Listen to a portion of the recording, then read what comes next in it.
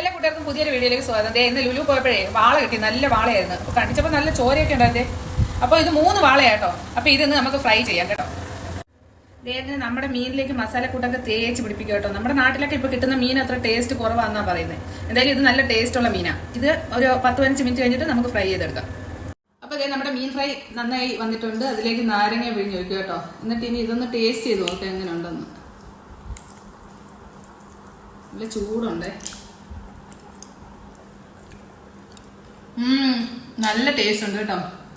അതേപോലെ ഇതേ ഡേറ്റ്സ്, ഇത് വലിയ ഡേറ്റ്സ് ആട്ടോ.